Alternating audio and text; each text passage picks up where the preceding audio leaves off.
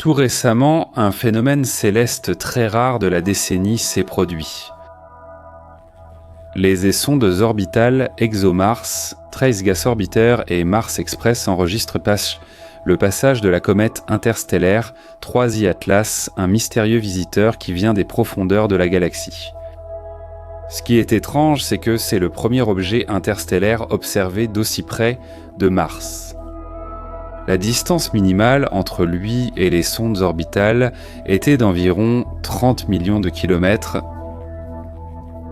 C'est une distance énorme selon les normes terrestres, mais presque à côté si l'on regarde avec les yeux de l'espace.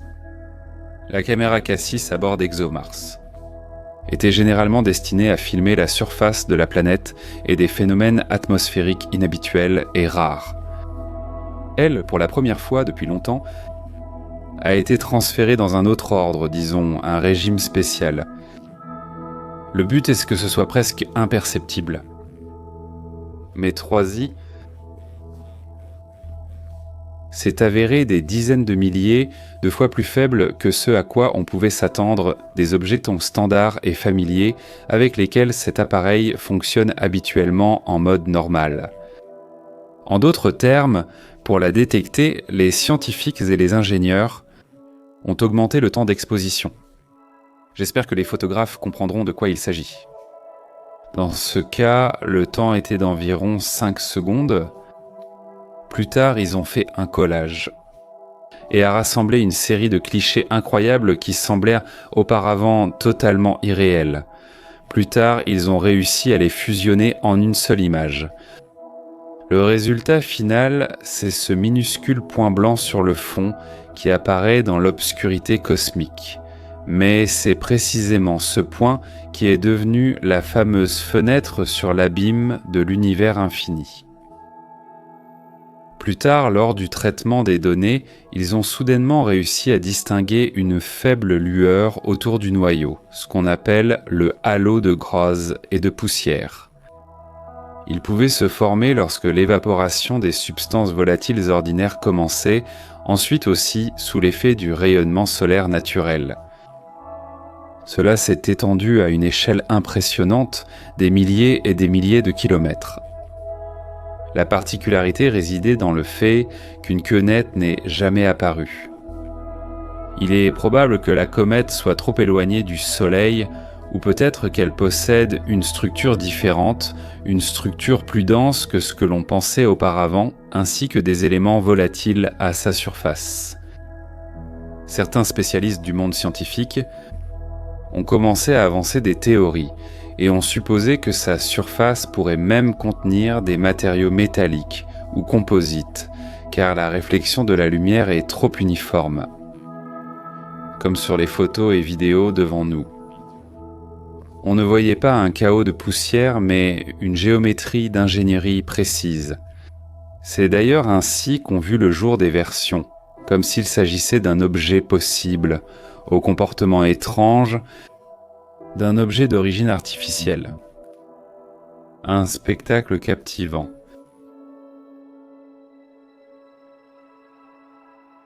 Les yeux martiens. De persévérance à curiosité. Alors qu'ExoMars nous ravissait sans relâche depuis l'orbite, le rover ne restait pas inactif, Persévérance a dirigé ses caméras précises vers le ciel. Et à un moment donné, sur l'un des clichés, une comète est apparue. Comme un cylindre allongé, il ressemblait beaucoup à une flèche argentée qui transperce l'obscurité sans air. Et là, tout a commencé. Internet a littéralement explosé de débats. Est-ce un vaisseau, une sonde, un artefact? Qu'est-ce que c'est? Plus tard, l'analyse a permis de montrer que la forme allongée n'est, comme mentionné précédemment dans d'autres vidéos, qu'un effet de mouvement dû à une longue exposition. À ce moment-là, la caméra du rover enregistre la lumière avec une résolution d'environ 12,5 km par pixel. En conséquence, à une distance de plusieurs dizaines de millions de kilomètres de cet objet, cela signifie que même le moindre mouvement ou déplacement commence à transformer un tel point lumineux en une traînée très longue. D'ici et l'illusion créée par la physique. Ensuite, Curiosity a tenté de refaire les mêmes observations, mais très probablement à ce moment-là, la comète était trop faible pour sa caméra. Par la suite, les caméras optimisées pour photographier la surface n'ont pas pu capter la faible lueur. En revanche, l'orbiteur chinois Zhuzhum, bien qu'il ne dispose pas de télescope spécialisé, a tenté de faire de même et a transmis des données précieuses sur l'atmosphère et l'éclairage. Elles aideront à calibrer les futures observations. ExoMars et Mars Express sont à la limite de leur capacité. La deuxième mission de Mars Express, elle a une exposition un peu plus courte, littéralement seulement d'une demi-seconde. Elle a aussi envoyé un signal clair. Les scientifiques ont commencé à rassembler des séries d'images afin d'extraire ne serait-ce qu'une faible lueur sur les clichés, grâce à une énorme accumulation de données. De plus, les spectromètres Omega, Spicom et Nomet, qui avaient été conçus pour analyser l'atmosphère martienne, ont été reconfigurés pour rechercher le même spectre lumineux que reflète 3C Atlas. Si ces missions parviennent à détecter les raies spectrales du dioxyde de carbone, de l'eau ou du carbone, ce sera une avancée majeure, et cela confirmera l'activité du noyau. Pour l'instant, la comète reste faible et moins visible qu'espéré. Le simple fait est que pour observer une lueur aussi faible d'un objet depuis l'orbite d'une autre planète, cela indique déjà directement un exploit d'ingénierie. C'est cette vérification des limites de la technologie raisonnable et du savoir-faire en ingénierie, et en général la preuve que nos instruments sont capables de bien plus que ce qui était prévu lors de leur création. Poussière interstellaire, rumeur d'intelligence.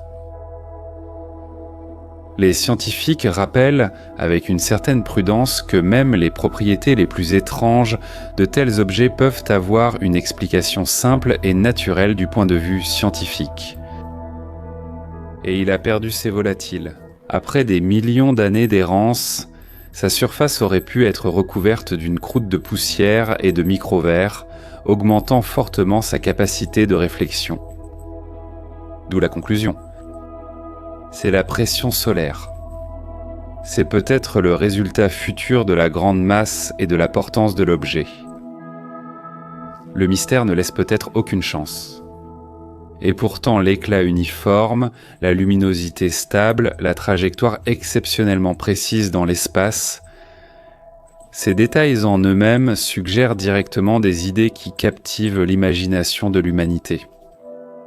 Parmi les passionnés, une telle idée refait surface. Et si ce n'était pas une comète, et si c'était une sonde artificielle créée par quelqu'un ou quelque chose venu des profondeurs du lointain cosmos? Un simple observateur silencieux resté en orbite juste un instant pour regarder Mars et nous. Pour l'instant, la science reste silencieuse. Mais la question reste en suspens, comme un signal silencieux venu du passé, comme l'écho du wow. Actuellement, la comète est trop faible pour détecter des signaux radio ou effectuer des analyses chimiques. La coopération internationale est désormais un modèle pour les futures expéditions interplanétaires. Que va-t-il se passer ensuite ? De nouvelles observations sont prévues en novembre à l'aide de la sonde spatiale GUIC qui se trouve près de Jupiter. À ce moment-là, elle s'approchera du Soleil, l'évaporation commencera à s'intensifier et c'est là que la véritable queue apparaîtra, pas seulement une queue optique. Et si tout se passe comme prévu, en février, GWSE enverra de nouvelles images uniques, différentes de tout ce qui a été vu auparavant. De nouvelles questions apparaîtront avec elle. Ce sont précisément des objets comme 3I Atlas qui ont motivé la création de la mission European Comet Interceptor, dont le lancement est prévu pour 2029. Cet engin attendra au point de Lagrange L2. Et lorsqu'une nouvelle visiteuse interstellaire apparaîtra, il pourra rapidement se diriger vers elle pour la rencontrer face à face.